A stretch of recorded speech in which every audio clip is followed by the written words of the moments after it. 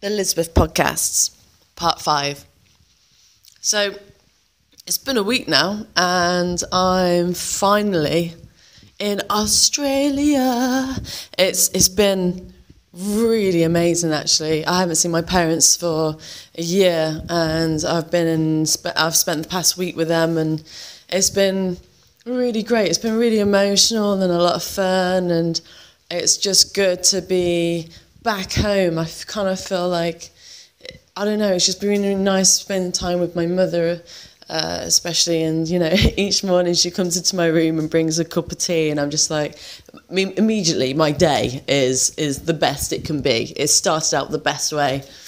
And then I come into the living room, my dad's made me breakfast, so I feel really spoiled.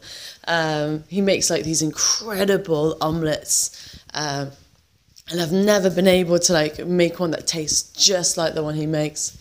And the sun, it's been so nice to be in the warmth and the heat and not be shivering by a radiator in the south of France in the cold. And it's been really nice. It's been very, very peaceful actually, for a number of reasons. One of the biggest reasons is that I got to close the sale of Papageno. And that was an incredible moment. It was such a huge relief.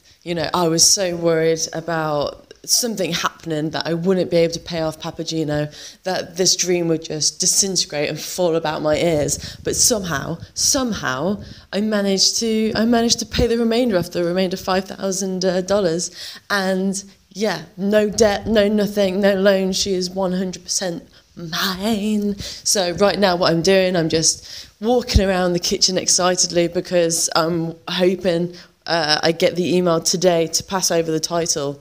So I know it takes a bit of a process, and you tell the owner, oh, the last bit of money is coming your way now, sir. So they prepare all the paperwork and boom, it's mine.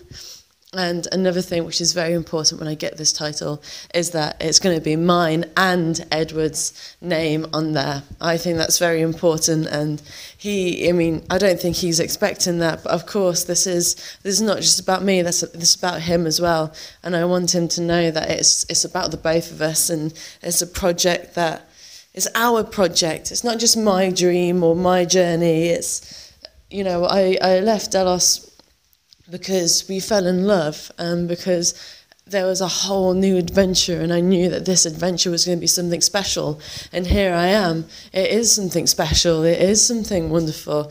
We're going to have this incredible adventure, and I'm so excited for the future. Oh, wow. So, what's going to happen now? I don't know, it's just, I'm babbling at the moment. I think I need a caffeine fix. I'm going to make a cup of tea whilst I'm talking, I think. But, so Edward at the moment is in Nepal. He's off in Kathmandu in the mountains, helping with a charitable cause, helping the people and the children and all of that jizz. And myself, whilst he was away for 2 weeks, I thought I'm going to spend time with my parents because I don't know when I'm next going to see them. And so I really miss him at the moment. He's in the mountains and he's got no signal for a week, so I won't be able to speak to him for another few days.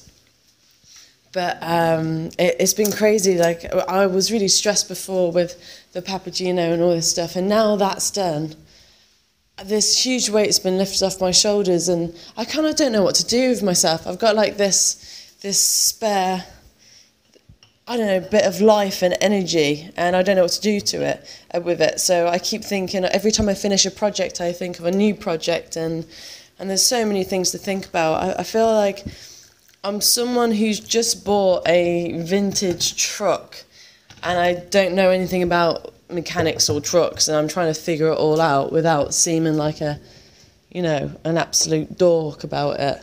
Because that, in effect, is what I've done. I've bought a boat, and I don't really know much about boats. I feel like I've learnt a lot, though. I've done a lot of research already on what the things we've got to do, but it's all about timing, because I know the marina, it had a lot of devastation from the hurricane.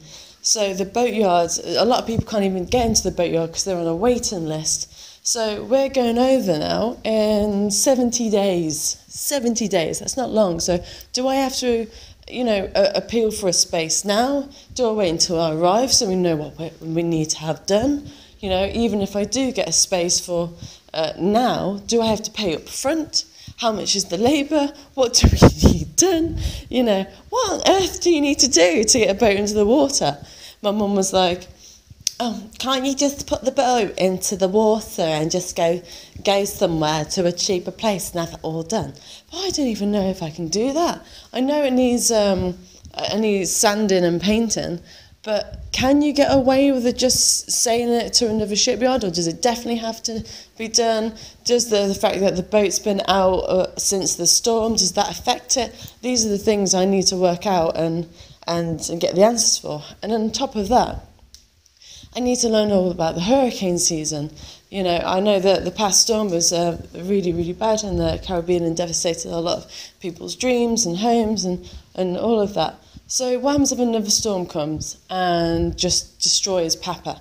I really want to get over to her as fast as possible so I can give her a really good fighting chance and move her. There's nothing to say that is definitely going to happen. I know hurricane season will happen, but is it going to be as bad or will it not be as bad? Where's the best place to take her? Can we avoid the hurricane season and just go west? I don't know I don't know the answers.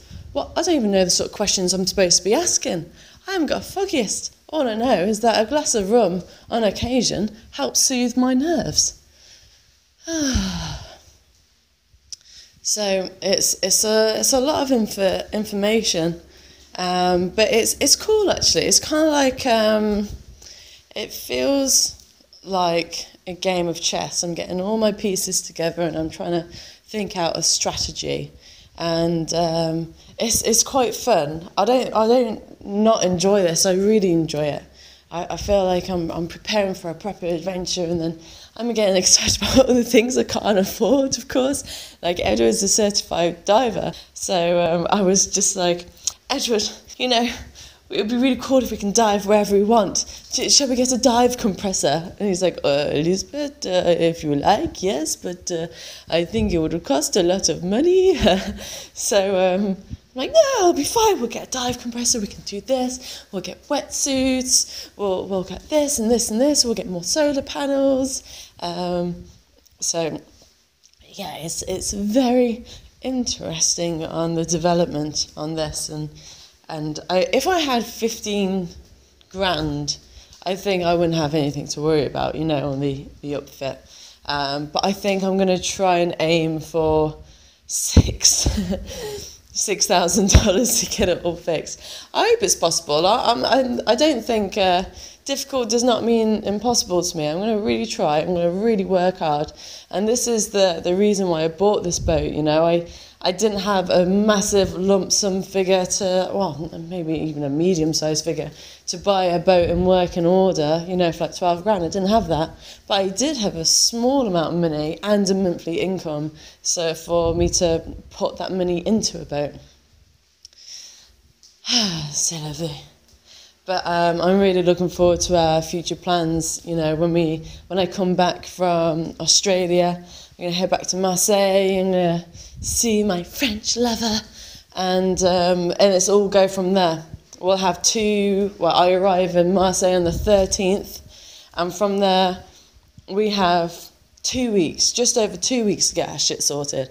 We need to be out in April, so we need to pack up our stuff. I need to sell the rest of my paintings, and we're going to be taking a road trip to the north of France, see all of Edward's friends, take the car, go up to Britain, see all my friends, and then boom, we're off. We're going. It's exciting. And, when we start sailing, we will be taking on crew, I think. What we first want to do is get to know the boat ourselves. We want to know how everything works and how she moves, because it's our home. We want to get settled in. But we do have someone coming. We do have a crew member, and all news will be revealed in good time. And I'm really excited to be taking this step. But for now, I'm just organising stuff like the shop and crew t-shirts. I'm really excited about getting my own crew t-shirt for Papageno. I've been thinking about logos and what sort of logo I want, and getting excited about ordering a British flag. I'm going to order a massive British flag for me, just a teeny tiny French one for Edward. Nah, we'll be even Stevens on that front. But yeah, it's been such a wonderful week. It's been a lot of fun. Today, I've just been out with my parents. We went for a very short walk. We all packed our rucksacks, got our water, sun lotion, went out, and found that the national park was shut. So instead of finding another park or another walk, which was an easy reach, my dad was just like, you know, there's a cider brewery up the road. So I was like, excellent, let us go. And it was the best walk I've ever been on. So we enjoyed some beautiful ciders in the sun, and now I've just got back and I'm going to do some painting, which I love. I love to paint so much. I'm just in a really good place at the moment, and I'm really excited for the future. Of course, there's a lot of things going on, a lot of ideas, a lot of everything. But for now, I've bought Papageno. She is mine. Ours. And the future, although I know it's going to be, you know, a bit of an adventure, it's going to be a great one. So, yeah, see you out there, folks. All the best.